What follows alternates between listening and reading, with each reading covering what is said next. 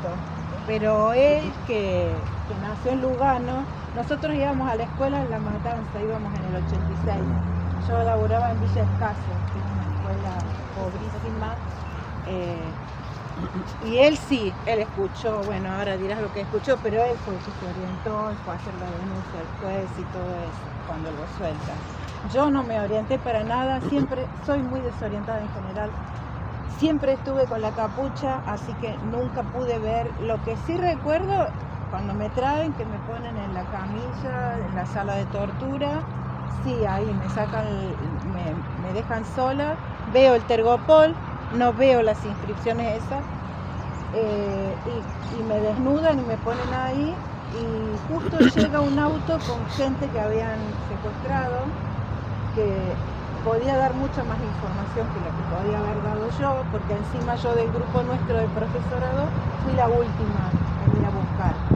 Entonces la compañera que compartimos nos metían en un auto grande, nos tiraban al piso, encapuchados, yo no me acuerdo la cara de ninguno de ellos, vos sí.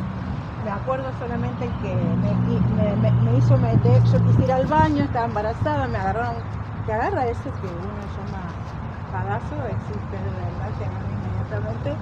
Quise ir al baño, no me permitió vestirme, estaba desnuda y se metió conmigo al baño. Después ese tipo nos quiso violar a todas, a las embarazadas, violó a otras pibas que habían estado antes. Esa cara me la acuerdo y esa cara todavía no la encontramos, vaya a saber si está vivo, le decían Rojas. Esa es la única cara que me acuerdo, y del lugar lo único que me acuerdo es que estuve en la sala de tortura, pero no llegaron a torturarme porque llegó un auto y había que torturar a otras personas, entonces me dijeron vestite y me llevaron a una sala donde había mujeres y ahí estaba Nieves y otras compañeras y nos engrillaron o nos esposaban, estuvimos mucho tiempo esposadas juntas o engrilladas a la pared. Entonces esa sala me la acuerdo porque a veces nos animábamos a levantarnos un poquito la capucha, creo que tenía piso rojo, la de tortura, y en la otra estaban los varones. Lo tremendo de ese lugar es que escuchabas todo el tiempo la tortura de otros. Yo estaba mirando las fotos, perdonen, pero es la primera vez que me encuentro con esto. Acá está Mauricio Poltarac, por quien le pusimos el nombre a nuestro hijo. Bueno, esas cosas que uno hace.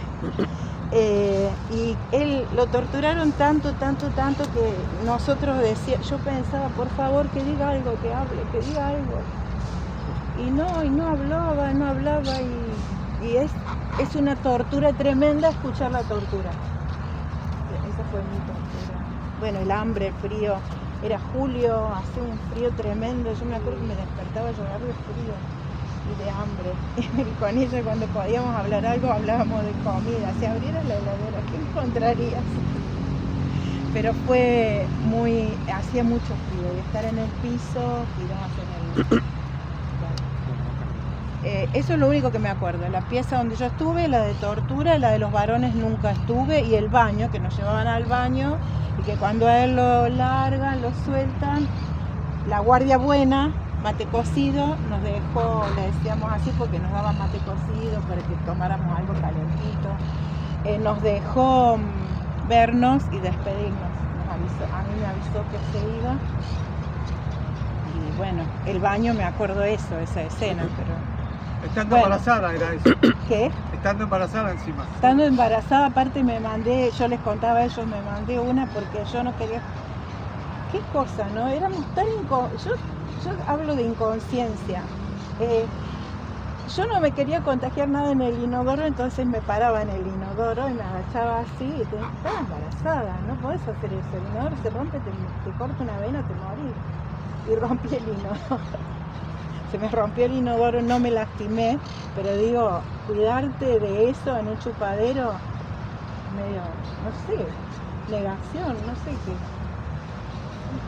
No sé. Si vos Antes de que arranque Paulino, voy a aprovechar que habló del hambre y yo me salté el tema de lo que era la alimentación en el campo de concentración.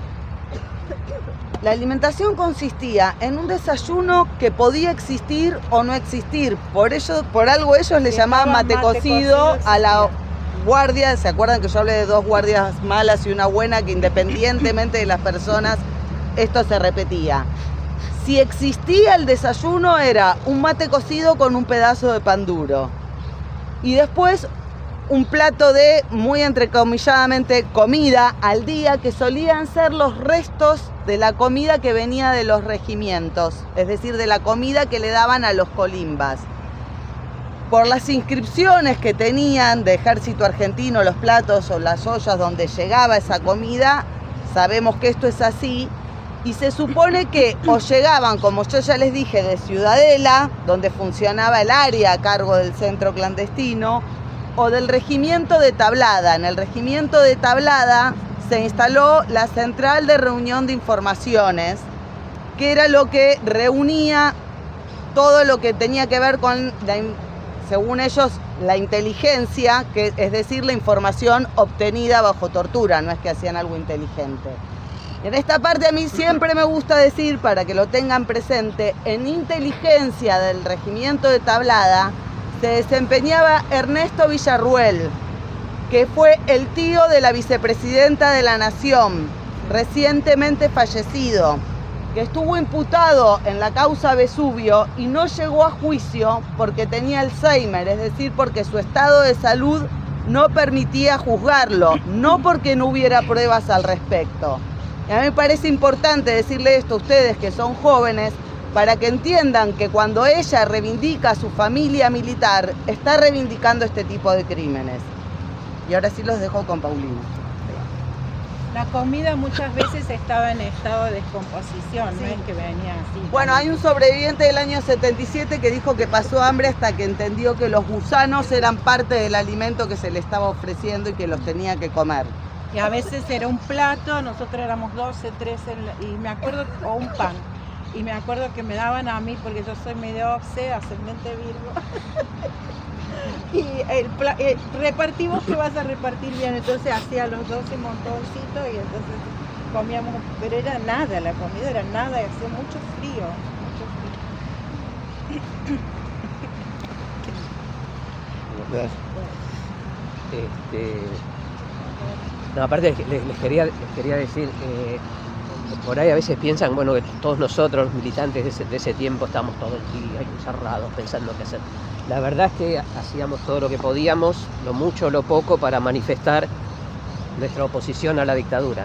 Esto es así, con las herramientas que se podía, todas se podían. Pero la verdad es que, bueno, disfrutábamos con ustedes de todo lo que se podía disfrutar. Unos días antes de ser detenidos andábamos en un camión de Hacienda con Mónica festejando el triunfo del Mundial de Fútbol, también pensando que en el bullicio y el amontonamiento podíamos tirar algún cántico contra la dictadura que nunca pudimos hacer. Y lo tragicómico es que esa noche que nos detienen, esa madrugada, casi zafamos, porque me fueron a buscar el profesorado donde estudiaba, en Caballito, la noche. Y como también queríamos disfrutar todos, creo que ellos lo saben, me lo reprochó alguna vez, en lugar de... Tuvimos 2 horas libres, con un profesor que era un hijo de puta tremendo, un profesor de lengua, Mengui, que censuraba libros, creo que a ustedes les había contado y a nosotros también, los argumentos por los cuales daba a una comisión de asesoramiento legislativo, legislatura que no existía porque estaba cerrado el Congreso, pero daba los fundamentos que aparecían en los decretos para prohibir libros. Por ejemplo, que los libros de la obra de Betat generaban ilimitada fantasía. Ese era motivo para... Este sorete faltó esa noche y en lugar de volver rápido a ver cómo andaba la pancita de Mónica, nos fuimos con un amigo hermano que tengo todavía a ver una película donde de Porcel. ¿Saben qué es un de Porcel? Esa, bueno, fuimos con unas compañeras ahí. ¿Y qué pasaba mientras estábamos en el cine? La patota del Vesubio estaba a 4 cuadras buscándonos en el profesorado. No existían celulares, nadie nos pudo avisar. Paulino, ¿vos Zafamos. militabas? Nosotros militábamos con un compañero en el profesorado 2, mi compañero Marcelo, y teníamos cercanía con ellos, que era el grupo más organizado, que pertenecían a Vanguardia Comunista. Pero yo no estaba en Vanguardia Comunista, y ahí sí, de paso, quiero decir algo, pero de después, el orgullo que sienten ellas es compartido por... Es complicado estar acá, pero ellos lograron cerrar el círculo en los propios compañeros. Y nadie, conociendo a otros compañeros de otras organizaciones, no se deslizó ningún nombre hacia afuera que pudiera ampliar las detenciones. Yo no sé si alguno de ellos hubiera nombrado a Marcelo, por ejemplo, o a la Flaca, donde estuvieron ustedes, si cómo me las hubiera visto yo para mantener el silencio. Una cuestión muy Ética, honrosa, ¿no? Ética, de los sí. compañeros, también de la conducción del espacio de vanguardia comunista, que dolorosamente parece que uno los tiene que honrar porque la conducción en pleno continúa desaparecida. Y eso no pasó con todas las organizaciones. Son los que Así no que- hablaron y uno decía que diga Sí. algo para que lo dejen un rato. Y en lo que decía la hormiga, capaz que la actitud de esa conducción tuvo que ver para que muchos estuviéramos vivos. Su planteo, su firmeza, como también que ya existían las madres y que fue después del Mundial. Pero el asunto, bueno, que estábamos mirando la película, volvemos a casa, nos acostamos y a las 3 de la mañana llegaron ellos, como dice Serrat. Por ahí lo más importante después son los testimonios de Nieves y de Moni, de la cordobesa, como le decíamos en ese tiempo. Nomás decirles que nos llevan ahí, en ese tiempo me parece con tanta impunidad que a diferencia de otros secuestros, nos traen directamente. Si conocen Lugano, de la Richeri y Miraya, donde hay una parrilla, hasta acá. Así que como yo era más o menos del barrio, y como decía Mónica, pasábamos con el colectivo por acá, al estar varios días acá, como la hormiga, escucho el tren, caballo, qué sé yo, y empiezo, yo que era local, a pensar que estaba donde estaba. Y a vos te tienen en una pieza de este lugar, la de También los varones. la de- La de también varones, de mujeres. baldosas rojas. Así que yo no conozco mucho del lugar, sí las baldosas, el baño, pero sí la posibilidad de haberme dado cuenta dónde estábamos detenidos y confirmarlo el día que nos sacan, al seguir más o menos orientado con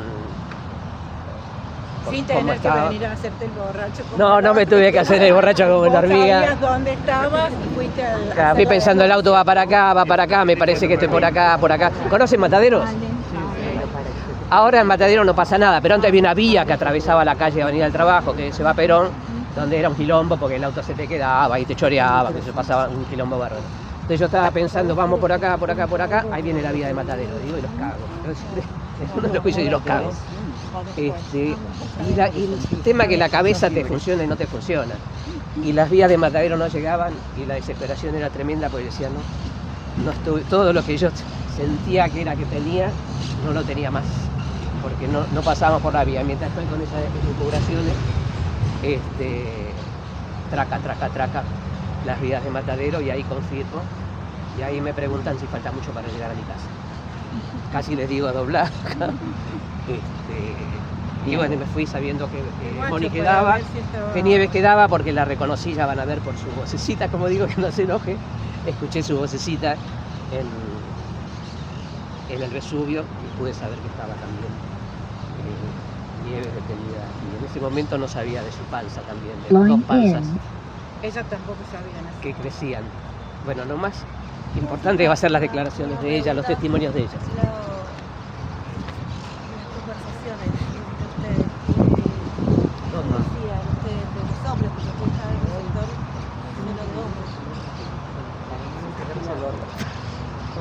Porque apenas te escuchaban hablar, venían y te cagaban a patadas, te levantaban y te morían a palos. Pero te pasaron cosas tremendas como cuando tuviste que llevar a Mauricio Poltarac al baño y era un... Nuestro segundo hijo se llama Mariano, en homenaje a Mauricio Poltarac, que su nombre en la clandestinidad era Mariano. Mauricio es así, es doloroso decir que uno pensaba que era algo. Era tremendo. Y después cuando no podía hacer pis, y un día me mandan a mí para que le ayude a hacer pis, que sostenga, y estaba destruido, real, Mauricio. Pero él me preguntó a mí cómo estaba bien.